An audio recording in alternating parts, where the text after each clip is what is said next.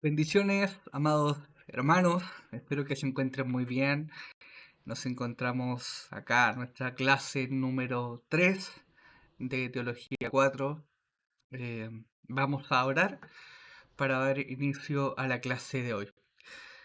Amado Padre Celestial, vamos delante de su presencia, Señor, dándole las gracias por este día, Señor, porque hasta esta hora, Señor, hemos visto su amor, su fidelidad. Usted ha sido bueno, Señor, para con cada uno de nosotros. Señor, hemos visto su fidelidad manifestada en nuestra vida, Señor. Queremos en esta hora poder comenzar esta clase. Señor, pedimos que usted nos ayude, que pueda abrir nuestro entendimiento y que todo cuanto podamos ver, Señor, sea de edificación para nuestras vidas. Gracias, Señor, le doy por cada uno de mis hermanos que están conectados en esta hora para ver esta clase. Deseo, Señor, bendición para ellos, Señor, que ellos también sean edificados por medio de esta clase. En los méritos de Cristo Jesús agradecemos y pedimos todo. Amén. Bien, que el Señor nos bendiga. Vamos a comenzar nuestra, nuestra clase de hoy. En este caso un poco diferente, clase grabada, pero espero que igualmente sea de mucho provecho para cada uno de nosotros. Es que si todo funciona correctamente, debería estarse viendo ahí la presentación.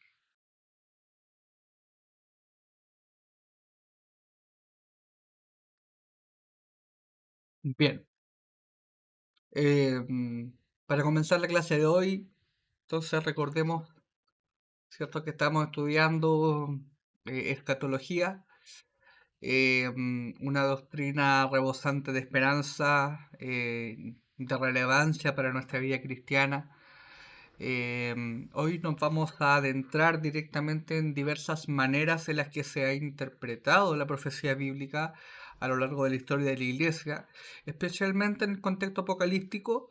Y luego vamos a explorar algunas de las contribuciones de teólogos claves que han podido moldear el pensamiento escatológico contemporáneo. Así que vamos allá. La clase de hoy igual es probable que dure menos tiempo que una clase presencial, por el hecho que obviamente no, no habrá muchas intervenciones de parte de ustedes en esta clase, pero lo bueno es que ahí la van a tener grabada, ¿cierto? Para que puedan ahí estar revisando. Bien, hoy día clase número 3, 27 de junio. Nos corresponde ver lo que es la clasificación de la escatología y debates sobre interpretaciones.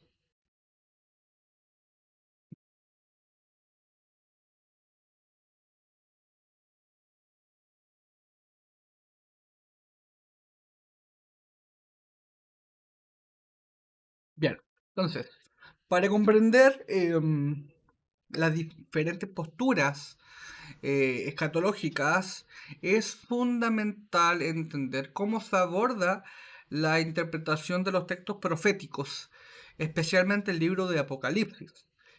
Em, la hermenéutica, en este sentido, es la ciencia que nos proporciona justamente las reglas y los lineamientos para una correcta exégesis de los pasajes bíblicos.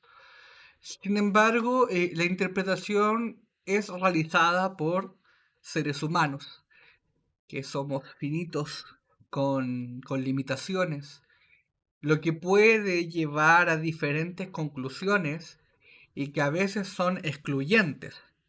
Ahí nos vamos a dar cuenta que dentro de estas diferentes perspectivas no siempre podemos hacerlas calzar unas con otras, pero bueno, ahí lo vamos a ver y obviamente es importante en este sentido señalar que la existencia de diversidad de opiniones es inevitable. Y en realidad ninguna de estas opiniones afecta la naturaleza misma del cristianismo. Entonces, importantísimo esto, no debemos permitir que una opinión diferente nos divida. Ya esto lo vengo manifestando desde la clase anterior, pero es importante tenerlo en mente. A lo largo de la historia han surgido cuatro escuelas principales de interpretación apocalíptica. Tenemos la interpretación o la escuela espiritualista o idealista, la escuela preterista, la escuela historicista y la escuela futurista. Cada una de estas diferentes escuelas de interpretación apocalíptica tiene su lógica y fortalezas, y es común también encontrar elementos de verdad en cada una de ellas, ya que, como señala Mons, un teólogo por allí, Juan escribió desde su propia situación inmediata, pero sus profecías tienen una realización histórica y anticipan también una consumación futura. Entonces, por ahí es importante poder entender cada una de estas perspectivas y obviamente tal vez cotejar y poder revisar a la luz de la palabra del Señor cada uno de estos diferentes planteamientos. Siempre hay algo de verdad que se puede extraer dentro de un todo. Por eso es importante que obviamente estemos siempre muy, muy atentos.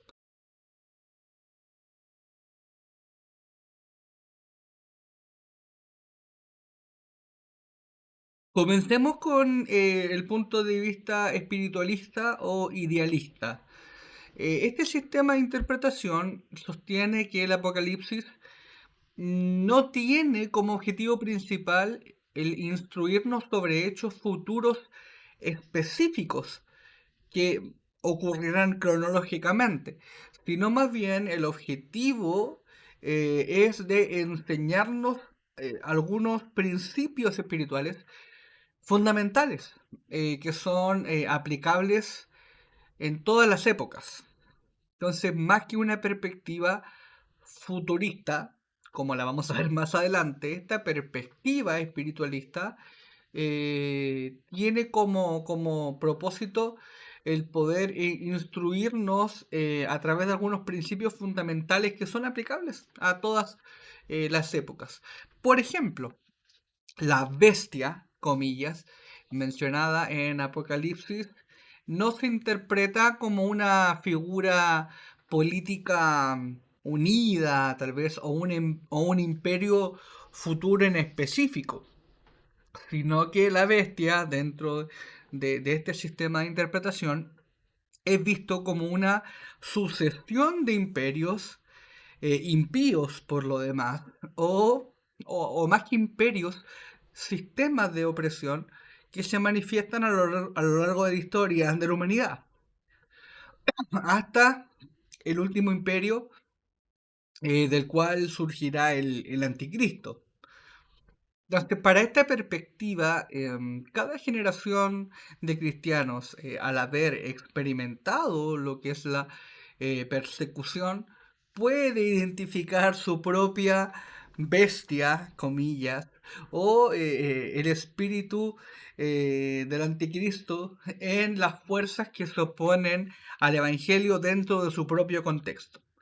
Entonces, si nosotros nos vamos a las diferentes etapas de la historia, entonces esta perspectiva enseña que la bestia representa justamente ese imperio o ese gobierno anticristiano, todo lo que se opone a Cristo, pero dentro de ese periodo de la historia. Este enfoque, por tanto, busca poder extraer verdades que son atemporales, es decir, que no tienen un tiempo específico,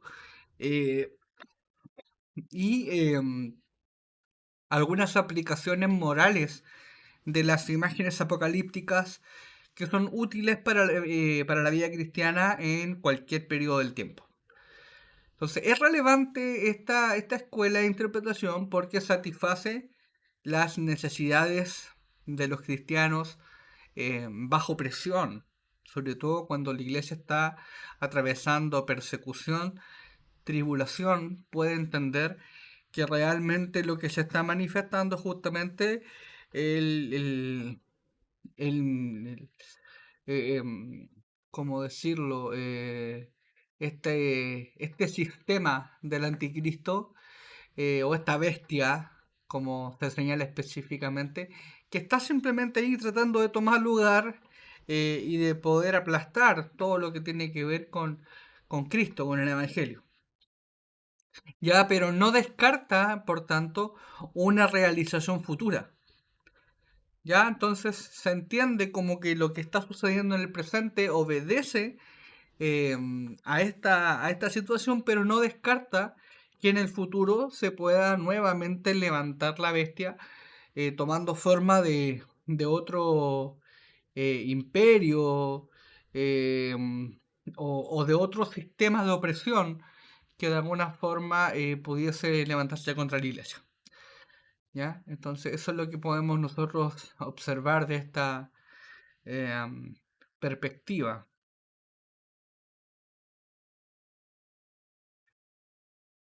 El punto de vista preterista viene del latín praeter, como dice ahí en la presentación, que significa pasado. Argumenta que los eventos descritos en Apocalipsis y otras profecías escatológicas em, eh, ya se cumplieron en gran medida en el pasado. Entonces, específicamente en el primer siglo. Esto es lo que dice esta perspectiva.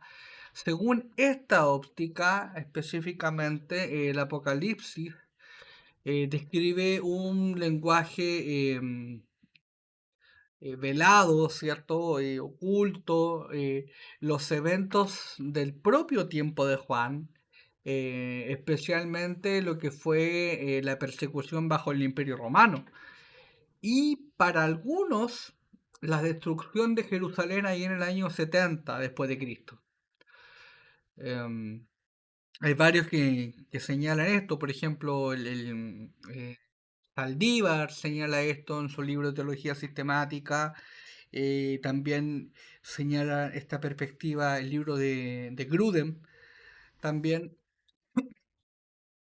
entonces que el cumplimiento entonces de las profecías estuvo allí en el primer siglo, principalmente.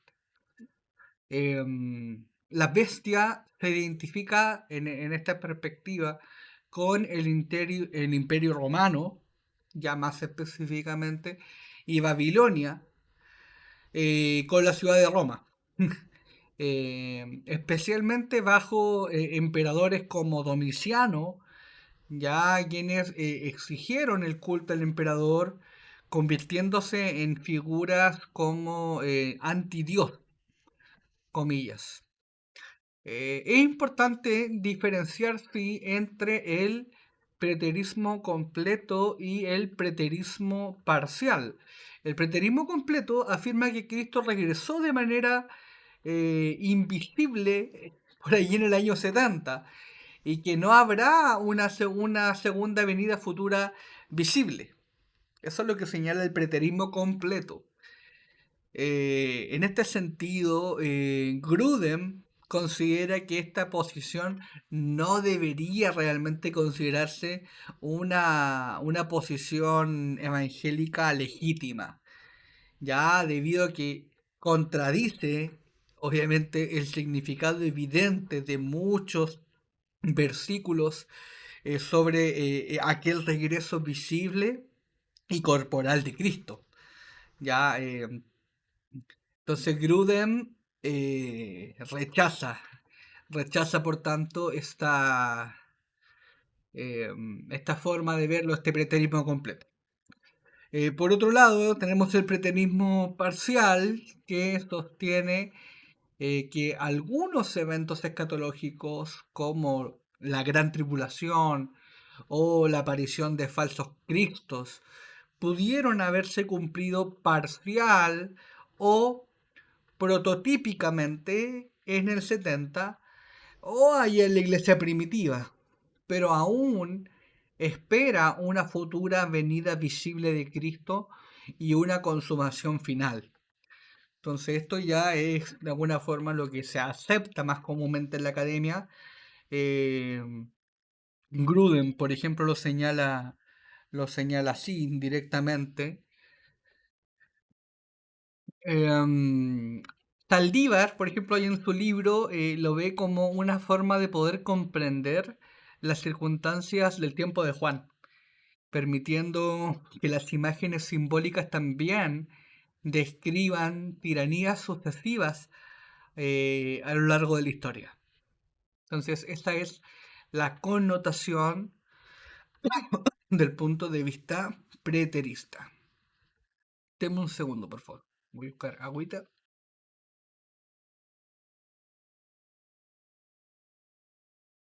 Bien, aquí estamos de vuelta.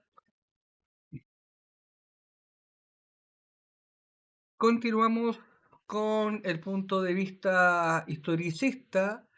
Este punto de vista interpreta el Apocalipsis y otras profecías como una representación simbólica y cronológica de toda la historia de la Iglesia, ¿ya? Desde su inicio hasta la segunda venida de Cristo, e incluso más allá.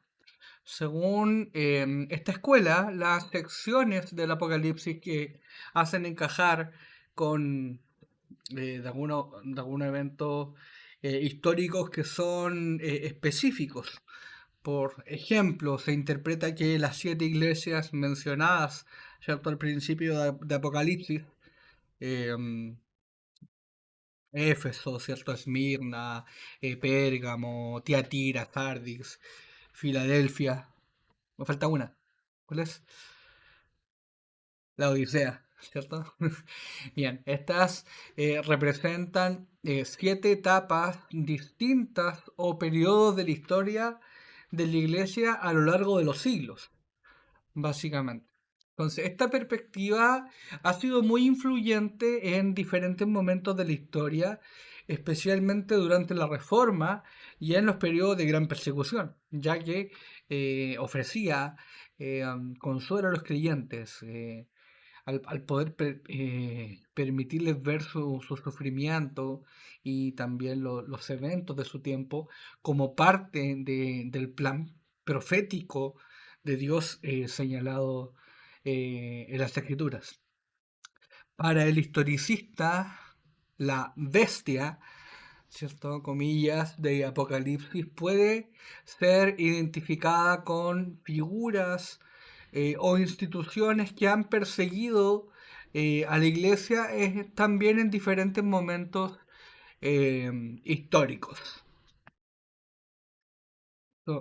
Básicamente.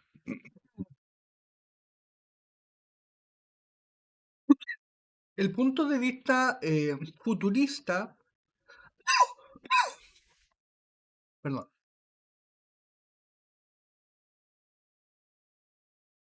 interpreta la mayor parte de la profecía apocalíptica, especialmente a partir de Apocalipsis 4 ya, o 7 por ahí, como eventos que aún están por ocurrir en el futuro, justo antes de la segunda venida de Cristo.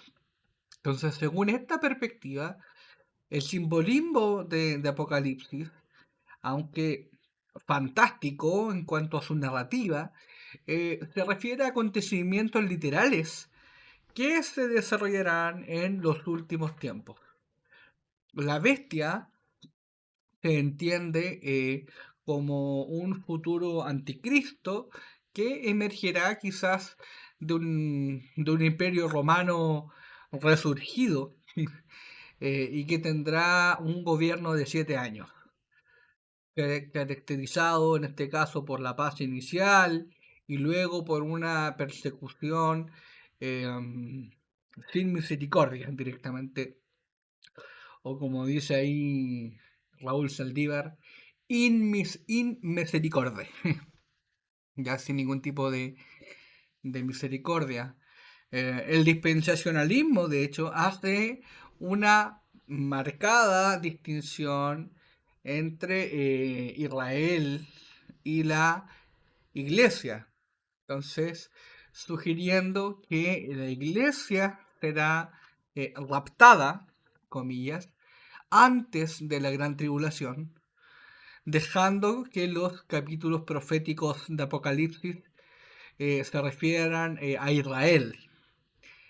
Em, Wayne Grudem, el teólogo, entonces, aunque él es un férrimo premileniarista histórico, también se inclina hacia una visión futurista de las grandes señales cósmicas y la tribulación, señalando que parecen apuntar a eventos que son mucho mayores que los ocurridos en el primer siglo. Entonces, em, tiene obviamente una gran aceptación la perspectiva futurista. Eh, Cabe destacar, sí, que cuando yo hablo de dispensacionalismo es porque esta es una perspectiva o un futurismo ya extremo. Ya el dispensacionalismo es una de las perspectivas del punto de vista futurista. Ya no es que sea exclusivo de esta perspectiva. Eso para que lo podamos nosotros también tener en claro. Entonces acá tenemos una tabla comparativa que nos puede ayudar también a resumir o a entender de una forma eh, más sistematizada, ¿cierto? Cada uno de estos enfoques o escuelas interpretativas eh, de la escatología. Entonces tenemos ahí el enfoque espiritualista, ¿cierto? ¿Cómo funciona? No importa. Tenemos el enfoque espiritualista, ¿cierto? El cual hablaba de que no tiene un periodo de tiempo específico, es atemporal, ya por eso está en todos los tiempos. Ahí la bestia, ¿cierto? Se identificaba como todos los imperios a lo largo del tiempo que han atentado contra la iglesia. La fortaleza de este enfoque es una aplicación moral inmediata, eh, y la debilidad es que falta, ¿cierto?, de precisión histórica, ¿cierto? Si solamente lo atribuimos a todos los periodos de la historia, podemos caer entonces en el error de, de tener ahí un problema en cuanto a lo que es la precisión histórica. Luego tenemos la perspectiva preterista, ¿cierto? Donde se señala que los acontecimientos descritos en el Apocalipsis tuvieron su cumplimiento allí en el primer siglo después de Cristo. Se identifica a la bestia principalmente con el Imperio Romano. Eh, la fortaleza de esta perspectiva es que, bueno, el contexto histórico es clarísimo, lo abordan ahí en el primer siglo, pero la debilidad de esta perspectiva es que ignora los cumplimientos futuros. Luego vimos la historicista, ¿cierto? Entonces, el periodo focal se enfoca en lo que es la historia de la iglesia. Por tanto, acá la bestia es vista como los perseguidores eclesiales, ¿cierto? Por ejemplo, dice acá el papado. Y la fortaleza de esta perspectiva, como vimos antes, es que trae consuelo en medio de las persecuciones. Y su debilidad es la subjetividad en los eventos, ya que obviamente son muchos eventos de la historia de la iglesia, entonces hay cierta subjetividad a la hora de poder, por ejemplo, en este mismo caso, entender específicamente quiénes son la bestia o cómo se manifiesta el anticristo o especialmente en qué periodo concretamente vemos de alguna forma ciertos cumplimientos proféticos. Es subjetivo. Y por último, tenemos la perspectiva futurista, ¿cierto? Que acá aborda lo que es el fin de los tiempos. Allí la bestia, entonces, se define como el anticristo futuro. La fortaleza de este enfoque o perspectiva es la literalidad bíblica, entonces es muy literal de acuerdo a lo que señalan los libros apocalípticos. Aquí podemos encontrar base tanto en Apocalipsis como en Daniel. Y la debilidad de esta perspectiva futurista es también el riesgo que hay de especulación.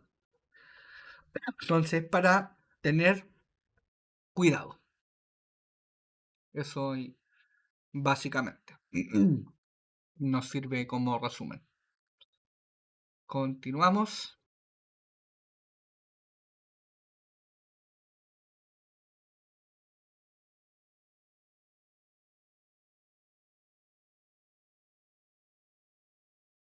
Mientras que anteriormente nos enfocamos, ¿cierto?, en las cuatro ópticas principales que hay para interpretar la profecía apocalíptica, es crucial el poder adentrarnos ahora en un debate fundamental dentro de la escatología, que es la naturaleza y el tiempo del milenio. Dentro de este contexto tenemos a George Ladd, un teólogo influyente que ha contribuido significativamente en lo que ha sido la discusión acerca de las hermenéuticas escatológicas en el ámbito evangélico, particularmente lo que respecta al milenio. Entonces, esta sección va a explorar las principales posturas que abordan este tema, ofreciendo, por tanto, un acercamiento hermenéutico a lo que es Apocalipsis capítulo 20. Tenemos el premileniarismo histórico, también conocido como premileniarismo clásico o no dispensacional. Sostiene que tras ciertas señales, em, a ver, voy a ver, de hecho si puedo mover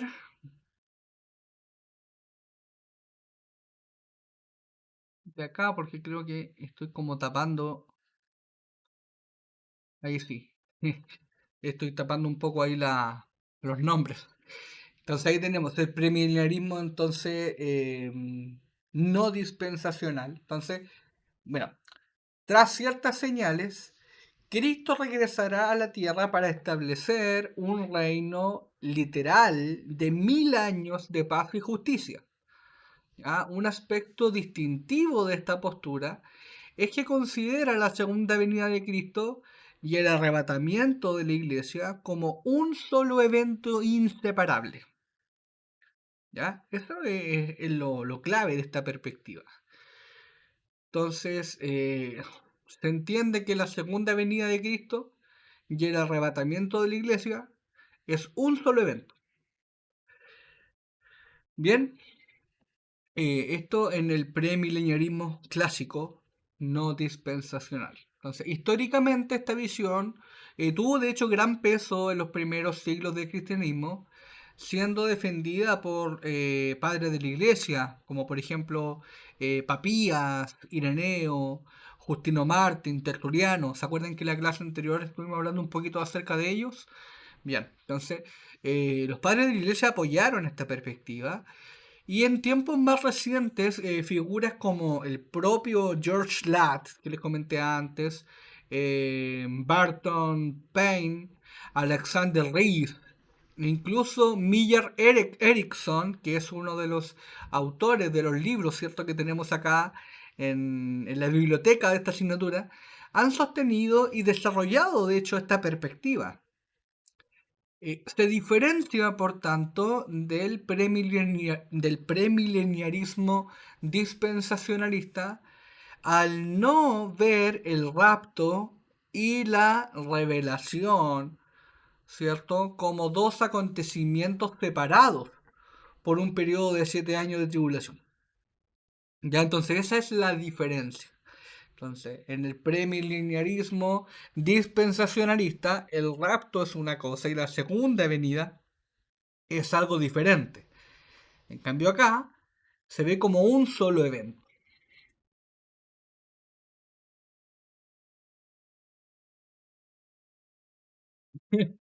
Bueno, creo que sigue molestando un poquito el... Ya no importa.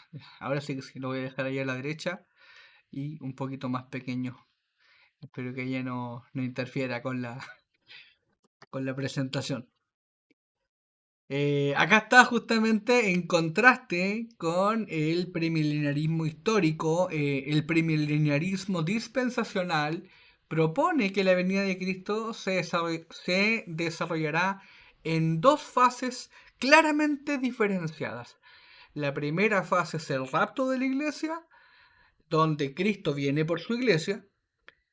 Posteriormente, tras un periodo de 7 años, ocurrirá la revelación de Cristo, donde vendrá con su iglesia.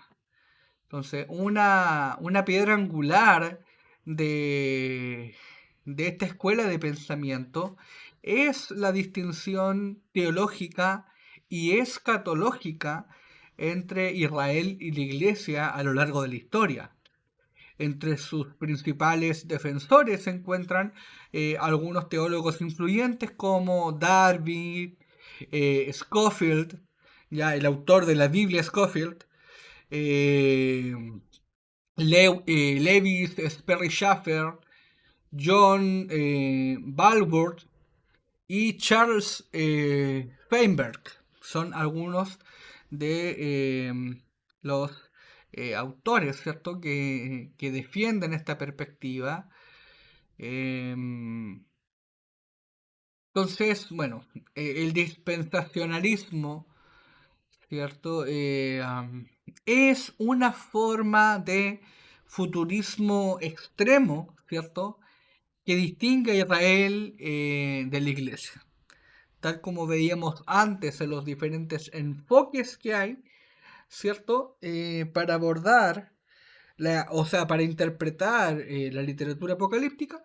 Entonces ahí ya adelantábamos un poquito acerca de eso, de que la perspectiva dispensacionalista es es una forma de futurismo, de este futurismo extremo, de alguna forma que viene a distinguir a Israel de la iglesia, como si fuesen, en este caso, entidades separadas. Eso es lo que señala esto.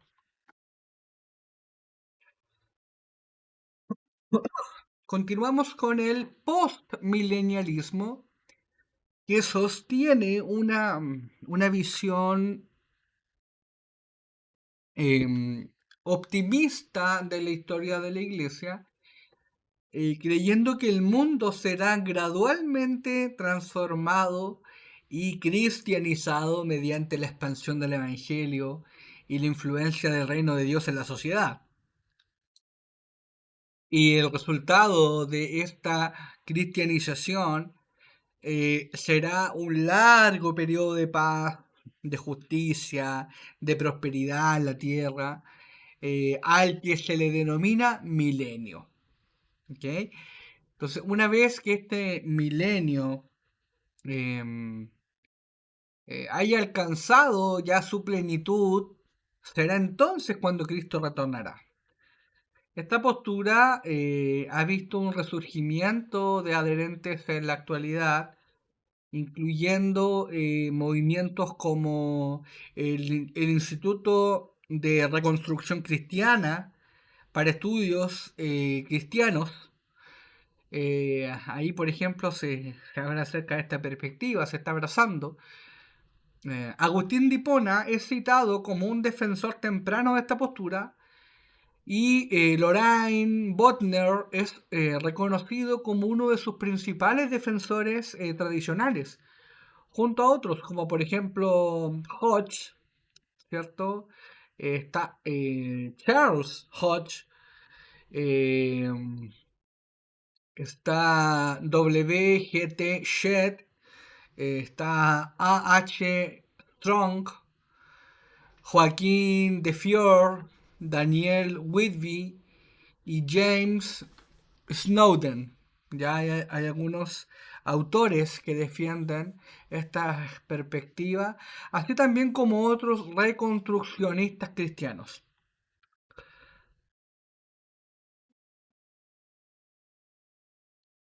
La verdad es que es una perspectiva um, un tanto liberal, en pocas palabras, porque podemos ver de acá.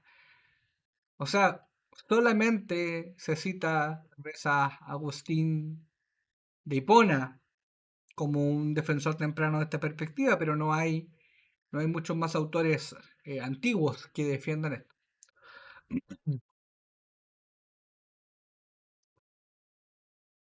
Tenemos también el amileniarismo, a pesar de que su nombre sugiere, cuando uno dice amileniarismo, ¿a qué es lo que le suena? Sin milenio, ¿cierto? A sin mileniarismo, milenio. Bueno, aunque su nombre sugiere sin milenio o no milenio, como lo queramos ver, en realidad no niega un reinado de Cristo, sino que interpreta el milenio, pero de una manera no literal. Generalmente, como el periodo actual entre la primera y la segunda venida de Cristo. Entonces, según esta visión, la Biblia describe un desarrollo continuo del bien y del mal en el mundo hasta el regreso de Cristo. El reino de Dios se considera ya establecido y presente en la tierra a través de la obra de la palabra de Dios, el Espíritu Santo y la Iglesia. Por esta razón, esta posición también es conocida como un milenialismo realizado, ya que el reinado de Cristo se está llevando a cabo en el presente a través de su iglesia. Eso establece esta perspectiva. Entre sus defensores se encuentran algunos autores como Oswald Ailis, Luis Bercoy, ¿cierto? Berkouwer, William Hendrickson también y Abraham Kuyper, entre otros, ¿ya? Que defienden la perspectiva amilenialista.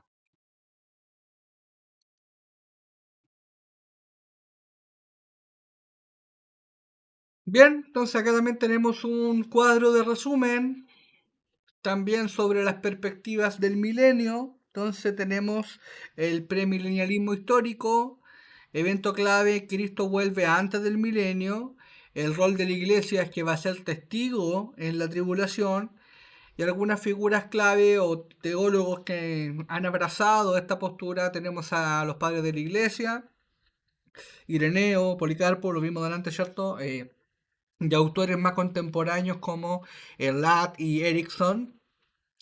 La perspectiva dispensacional, eh, esta perspectiva entonces cree en un rapto pretribulacional, antes de la tribulación. Eh, en cuanto a la iglesia, señala que la iglesia es arrebatada pretribulacionalmente, antes de la tribulación. ¿Qué figuras defienden esta perspectiva? Teólogos como Darby, Scofield y Balbord. Tenemos también el amileniarismo, ¿cierto? Eh, Recuerden que para ellos el milenio se está llevando en el ahora, por eso se habla, ¿cierto?, de un milenio realizado, donde la iglesia está estableciendo el reino de Cristo en la tierra. Por eso lo dice ahí reino espiritual presente. Y ahí tenemos algunas figuras como Agustín, Kuiper y Hendrickson que abrazan esta perspectiva. Y finalmente el postmilenialismo, ¿cierto? Que enseña que el milenio precede a Cristo, es después. La iglesia se ve como un agente transformador de la sociedad Y ahí tenemos algunos teólogos claves que abrazan esta perspectiva como Edwards, Rush Downey y Van Hansen.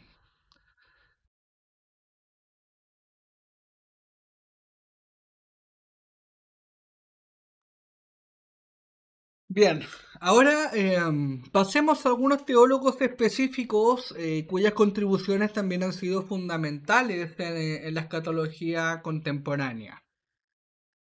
Vamos a ver algunos acá. Comenzamos con George Edon Ladd, o George Ladd, como les comentaba adelante, ¿cierto? Influyente erudito del Nuevo Testamento.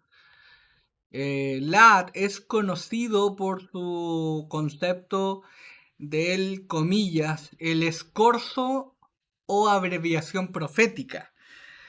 ¿Ya? Él argumenta que los profetas bíblicos a menudo ven los eventos futuros sin percibir el tiempo que medía antes que esos eventos ocurran. Para ellos, lo distante, comillas, se percibe a través de la transparencia de lo inmediato.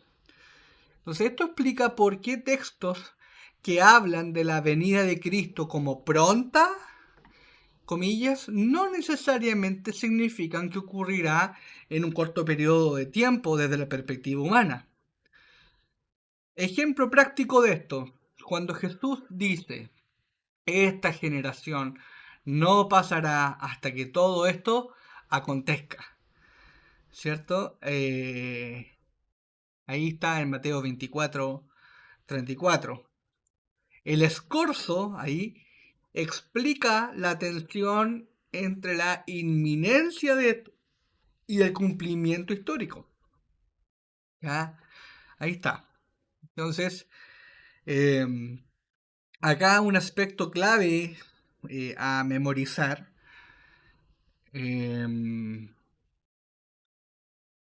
Ladd describe la profecía bíblica como bidimensional. ¿Ya? Bidimensional. Esto es importante a memorizar. Es decir, tiene altura y ancho, pero se preocupa poco de la profundidad o cronología de los eventos futuros. ¿Ya? Esto significa para Ladd que la profecía bíblica sea bidimensional. Claro, tiene altura. ¿Qué es lo que es la altura? Tiene un significado teológico. Tiene un ancho también. Puede ser un alcance cósmico. Pero no tiene profundidad. ¿En qué sentido? En que no tiene una fecha exacta. Entonces, esto permite que cada generación viva a la expectativa del fin, sin que ello implique un error en la enseñanza de Jesús o los apóstoles sobre la prontitud de su regreso. Entonces, ¿qué es lo que nosotros podemos aplicar de esto? Bueno, libera realmente a cada generación de calcular fechas y la llama a poder vivir en expectativa. ¿Ya? Ahí ustedes pueden buscar, por ejemplo, en Lucas, capítulo 12, verso 35 al 40. ¿De acuerdo lo que dice Lucas? 12:35 al 40, miren. Estad siempre preparados y mantened las lámparas encendidas, y sed semejante a hombres que esperan a su Señor que regresa de las bodas, para abrirle tan pronto como llegue y llame.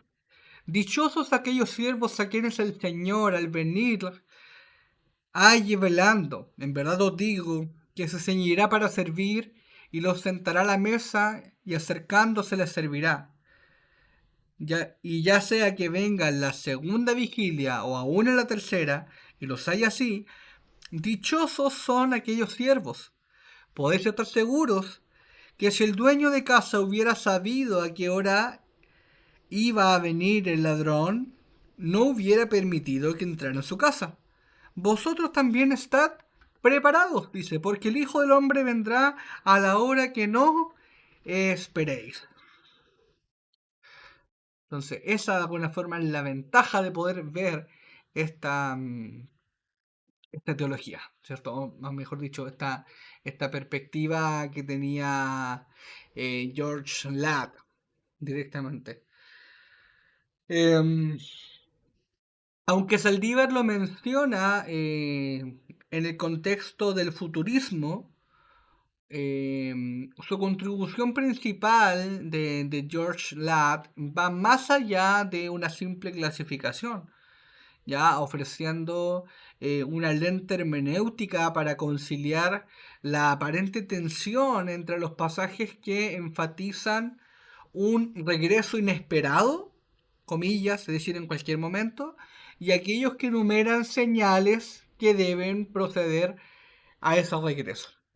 Es decir, de alguna forma, el aporte de George Ladd tiene que ver con este lente hermenéutico que busca el equilibrio en cuanto a la perspectiva, en este caso, del regreso de Cristo.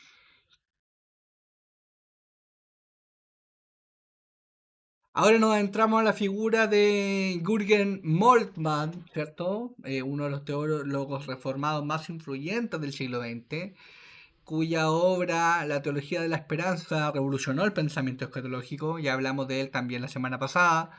Moltmann critica los enfoques tradicionales que relegaban la escatología a ser una doctrina de las últimas cosas, comillas, situada al final de los sistemas teológicos, sin significado orientador para el presente. Ya eso lo vimos allí con Alberto Roldán, nos hablaba de esta perspectiva de Moltmann, ¿se acuerdan? Para Moltmann esto es un error fundamental.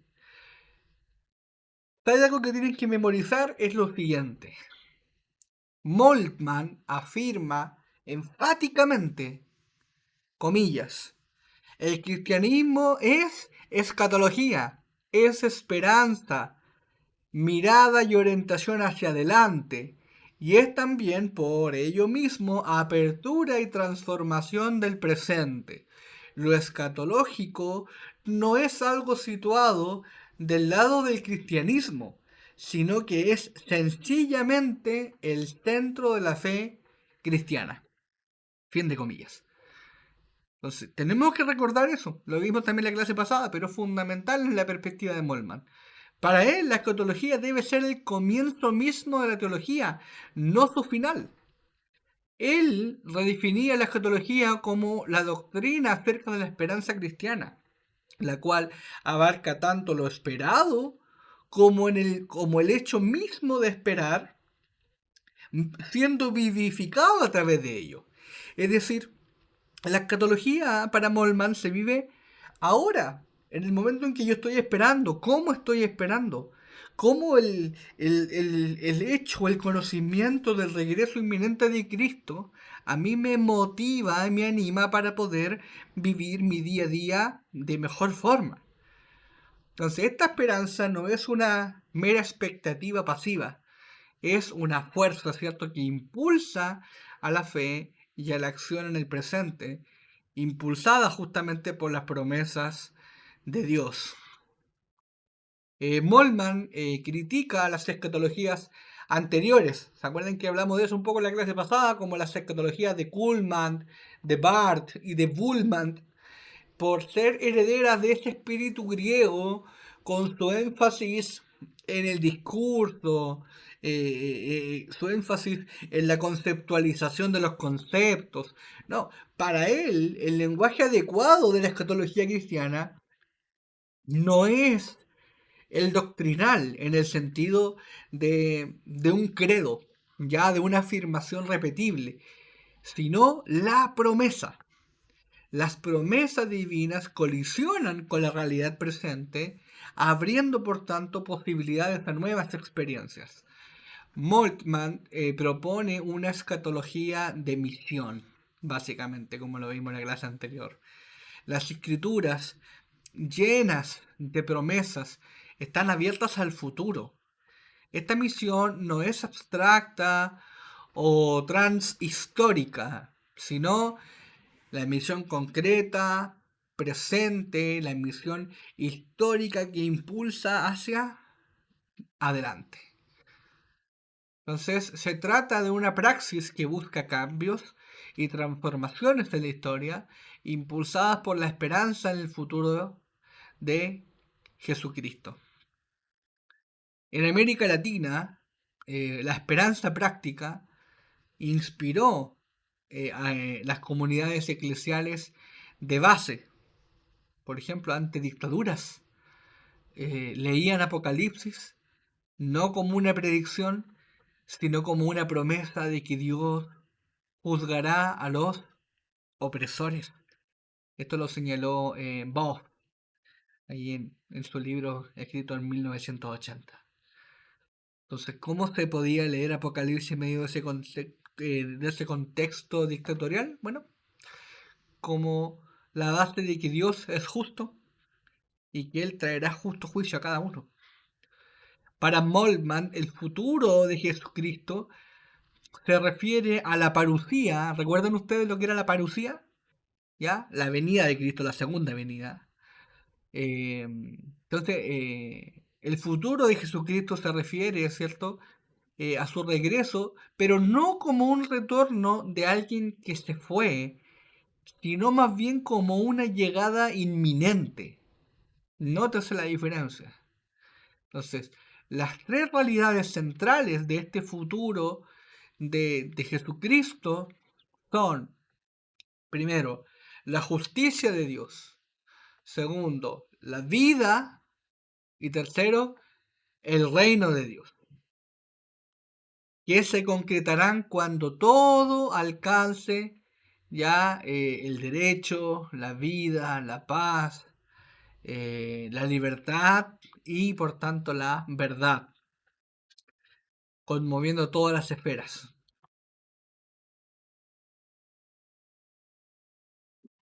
En su obra más reciente, The Coming of God, Moltmann profundiza el carácter divino y cósmico de la escatología.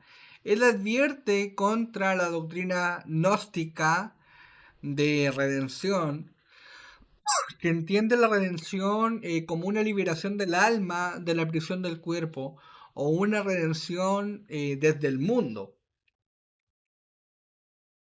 Por el contrario, importante esto igual a memorizar, Moltmann enfatiza que hombres y mujeres no son aspirantes a un estatus angelical, cuyo hogar está en el cielo y que sienten que en esta tierra están en un exilio.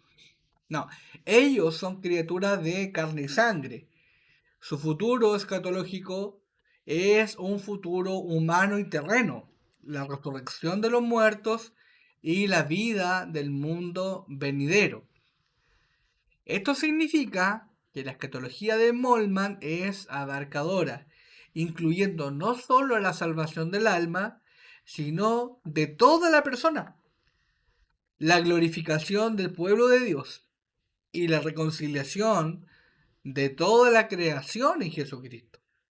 Entonces, la venida de Dios implica la venida de un ser que no muere más y un tiempo que no desaparece, uniendo entonces a Dios y el tiempo para que el ser de Dios en el mundo sea pensado escatológicamente y el futuro del tiempo comprendido teológicamente.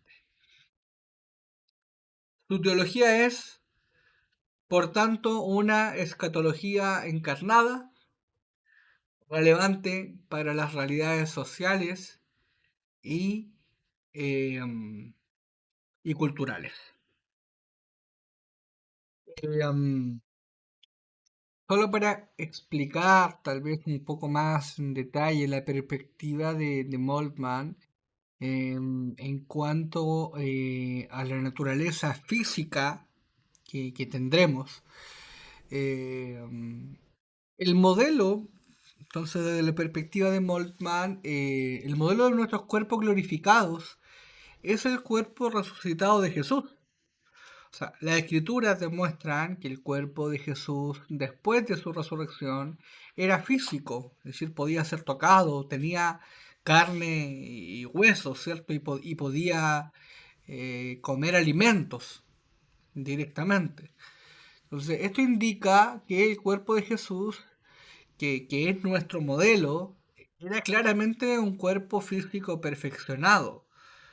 Entonces existirá una considerable medida de continuidad entre nuestros cuerpos actuales y los futuros cuerpos de resurrección. Incluso se menciona que la huella, ¿cierto?, de los clavos y la herida en su costado permanecieron en el cuerpo de Jesús resucitado. Y que las personas se reconocerán, por tanto, unas a otras en el cielo. En relación a esto, la objeción de que el cuerpo mortal no puede heredar el reino de Dios, ni lo corruptible puede heredar lo incorruptible, como señala Primera de Corintios 15 al final, eh, de alguna forma se explica esto que cuando Pablo, ¿cierto?, habla del cuerpo mortal, se refiere a nuestra naturaleza humana actual, particularmente nuestros cuerpos físicos tal cual como existen después de la caída, es decir, sujetos a debilidad, la decadencia y la muerte. ¿Ya? Esto no implica que no tendremos cuerpos físicos, sino que seremos transformados, dice la escritura, y tendremos un cuerpo imperecedero. Entonces, se enfatiza acá que lo corruptible tiene que revestirse de lo incorruptible y lo mortal de la inmortalidad. Entonces la insistencia en un cuerpo real y físico en la resurrección también reafirma la bondad de la creación eh, física de Dios. Entonces, la postura de Moltmann se relaciona justamente con esta creencia de que los cuerpos glorificados serán físicos y corpóreos, pero transformados y perfeccionados, superando por tanto las limitaciones y la corrupción de los cuerpos actuales. ¿Se entiende más o menos la idea ahí? Era solamente para complementar un poco la perspectiva de Moltmann en este sentido. Obviamente hay mucho más que decir al respecto, pero eso es básicamente para que podamos entender.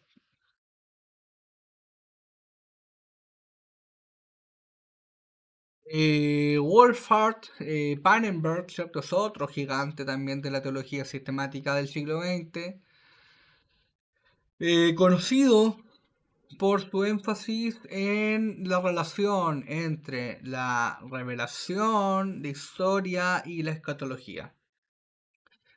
Para él, la escatología no es solo un capítulo en la dogmática, sino que determina la perspectiva de la doctrina cristiana como un todo. Eso lo señalaba Roldán, ¿se acuerdan cuando lo vimos? Su principal interés radica en la consumación de la creación en el reino de Dios. La venida del reino de Dios es el fundamento del mensaje de Jesús y sin la concreción de ese futuro, el mensaje pierde su base. Pannenberg busca entonces una escatología arraigada a la historia, rechazando visiones que la vuelven ahistórica o meramente simbólica. Entonces, su enfoque es fundamental para comprender cómo Dios revela sus propósitos a través de la historia y cómo esa revelación culminará en el futuro. Una de las contribuciones más significativas de Pannenberg es su concepto de la prolepsis. La prolepsis, ¿cierto?, es la idea de que el futuro del reino de Dios ya está presente por la obra de Dios entre quienes creen en Él y su mensaje. Entonces, esto se ha manifestado de manera decisiva en el evento de la resurrección de Jesús, que es justamente un evento proléptico para él, es decir, que anticipa el futuro.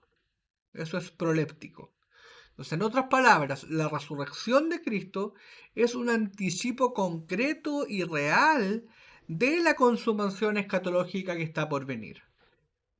Pannenberg critica a teólogos como Barth y Bullman por perder la estructura específicamente temporal de la escatología bíblica, al reemplazar la escatología del futuro como una concentración en la realidad, eh, um, digámoslo así, constitutiva de Dios en relación al presente. Además, Pannenberg establece una fuerte conexión entre la neumatología. ¿Recuerdan ustedes, cierto, lo que era la neumatología, la doctrina del Espíritu Santo? ¿Sí? Y la escatología. Entonces el Espíritu Santo es presentado como un don del tiempo final que ya opera en el presente histórico de los creyentes. La consumación escatológica, según Pannenberg, debe entenderse como una manifestación proléptica del Espíritu, que transformará a los creyentes y a toda la creación para la participación en la gloria de Dios. Entonces ahí se me viene a la mente Romanos 8:21, ¿cierto? El Espíritu es las arras de nuestra herencia. No, perdón, eso está en Efesios 1. El Espíritu es la arra de nuestra herencia. Transforma hoy la creación. Por ejemplo, justicia ambiental. ¿Por qué nosotros sabemos que tenemos que cuidar el medio ambiente? Porque el Espíritu transforma nuestro corazón, la moralidad, ¿cierto? Todo lo que corresponde al reino de Dios, a su justicia, y lo aplica, señalando en este sentido su redención final. Y ahí sí tenemos, por ejemplo, Romanos, si lo vemos acá, Romanos 8:21, mira lo que dice. O desde acá, mejor, desde el 20. Porque la creación fue sometida a vanidad, no de su propia voluntad, sino por causa de aquel que la sometió, en la esperanza de que la creación misma será también liberada de la esclavitud de la corrupción a la libertad de la gloria de los hijos de Dios. Pues sabemos que la creación entera aún gime y sufre dolores de parto hasta ahora. Y no solo ella, sino que también nosotros mismos, que tenemos las primicias del Espíritu, aún nosotros mismos gemimos en nuestro interior, aguardando ansiosamente la adopción, ¿qué dice acá? La adopción como hijos, la redención de nuestro cuerpo. Entonces, de alguna forma, eh, estamos, ¿cierto?, expectantes, ¿cierto?, a ser redimidos por Él, y la misma creación entonces también está a la espera de la manifestación de los hijos de Dios. Bien, continuamos.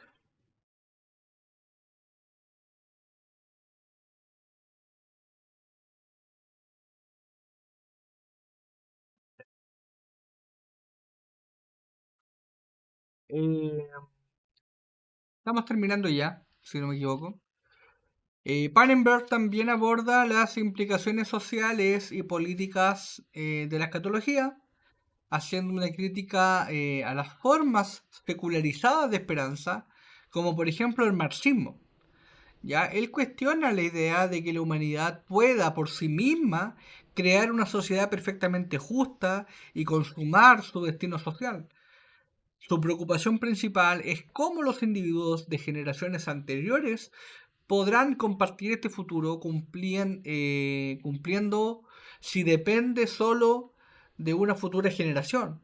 Entonces, la esperanza escatológica de la Biblia, por el contrario, confía en la justicia y la fidelidad de Dios y está orientada hacia el fin futuro de sus caminos con su creación y con su pueblo.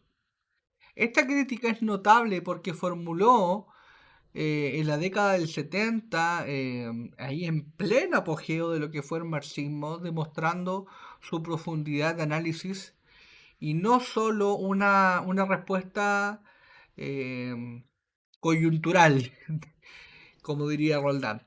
Entonces, Pannenberg subraya que la consumación verdadera no es un logro humano, sino un acto divino que se despliega históricamente. Bien, hemos explorado las principales ópticas de interpretación apocalíptica y las visiones de teólogos prominentes.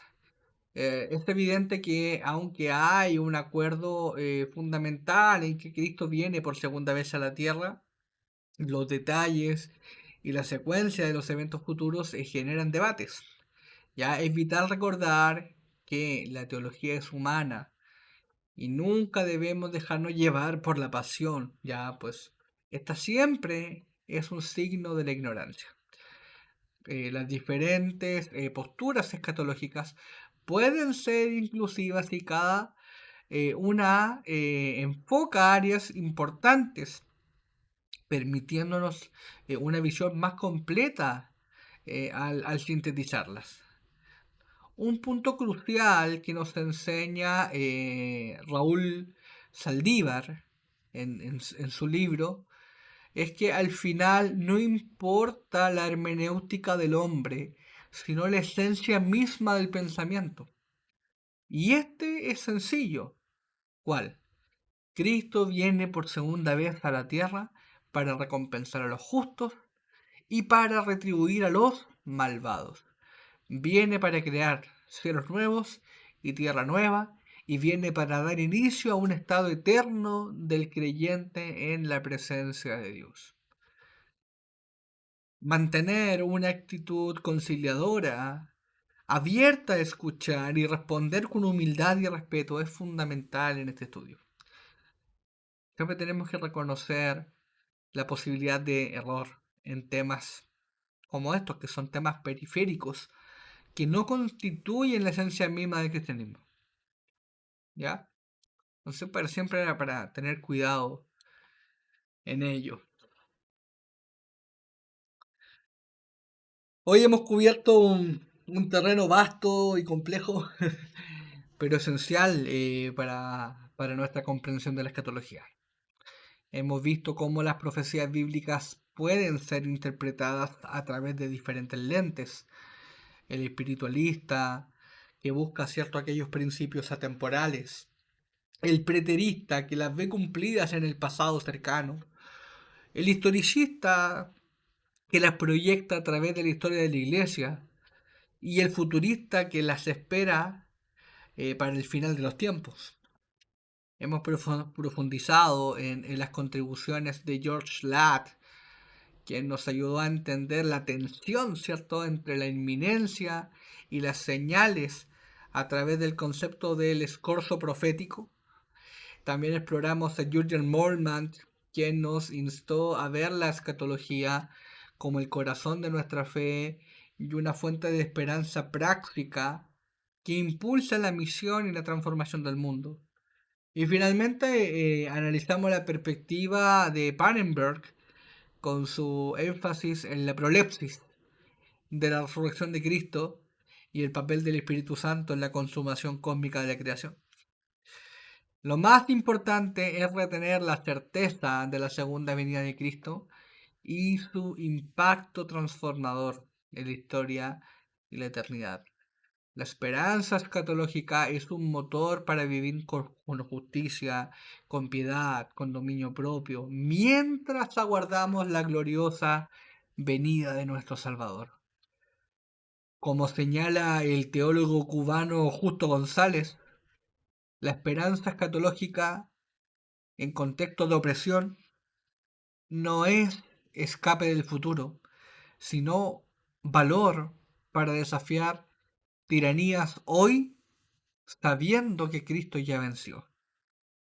Basado esto en Apocalipsis 1:18. Así que les animo a repasar los conceptos de hoy y a reflexionar sobre cómo estas interpretaciones informan tal vez su propia fe y esperanza. Así que el Señor les siga bendiciendo, amados, abundantemente.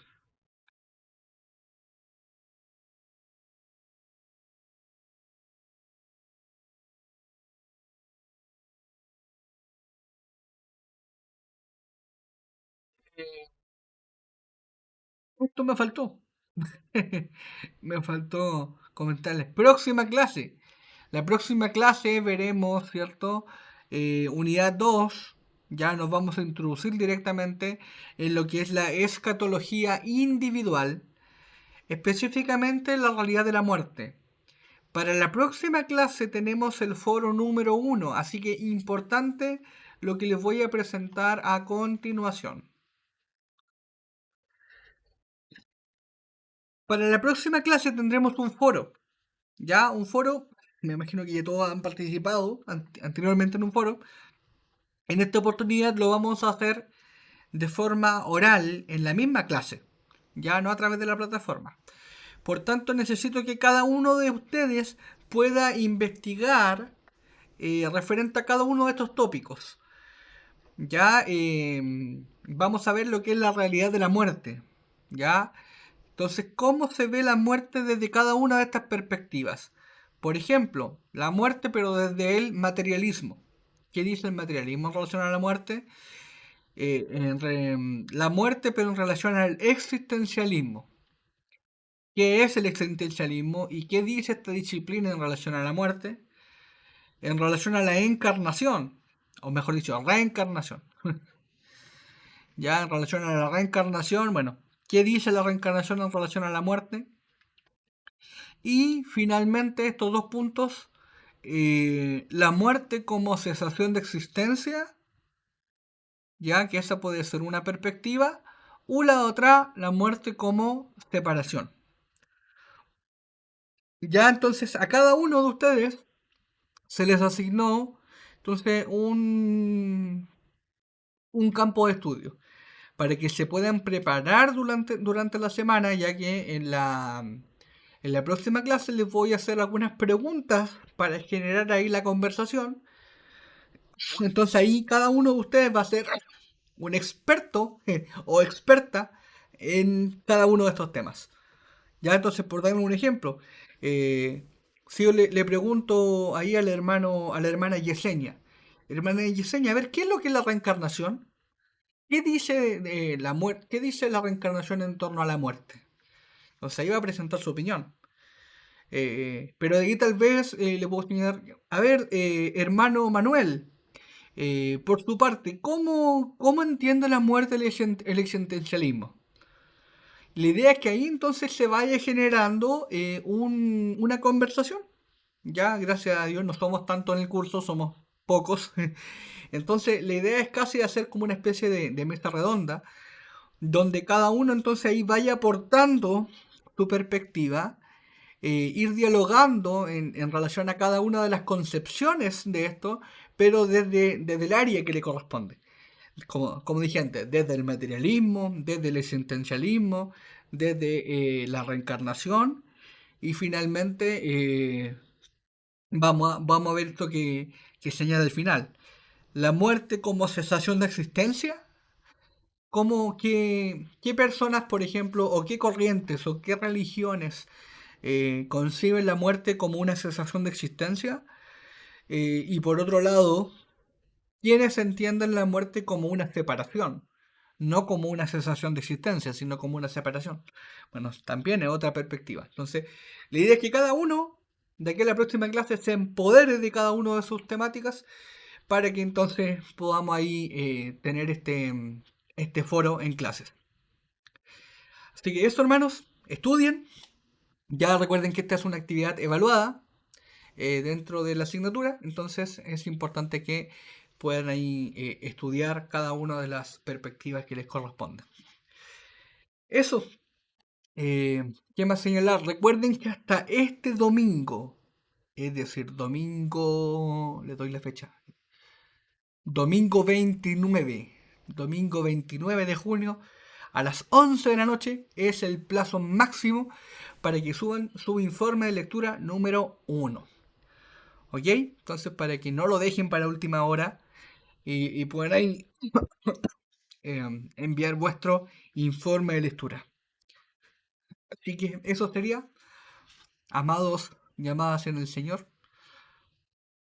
eh, Vamos a orar ya por cada uno de nosotros, esperando entonces que esta clase haya sido de mucho provecho, de mucha bendición. Así que oramos. Amado Padre Celestial, vamos delante de su presencia, Señor, dándole las gracias por este tiempo de estudio. Gracias, Señor, por esta clase. Gracias por mis hermanos que se han podido conectar.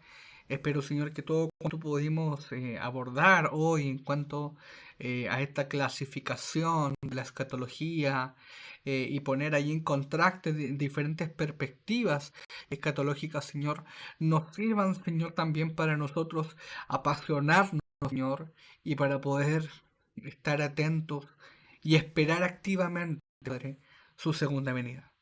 Señor, anhelamos, Señor, eh, tu manifestación en esta tierra. Y deseamos también ser un puente, ser un medio, Señor, para poder expandir el Evangelio, Señor, en medio de esta sociedad. Gracias le damos por todo. Queremos, Señor, que usted nos ayude. Señor, que nos ayude a internalizar estos conceptos, a entenderlos, Señor. em, y que podamos siempre tener una vida que pueda demostrar, Señor, que somos hijos, que estamos aguardando activamente, esperando activamente, ansiosamente su regreso a esta tierra, Señor. Gracias le damos por todo, en los méritos de Cristo Jesús. Amén.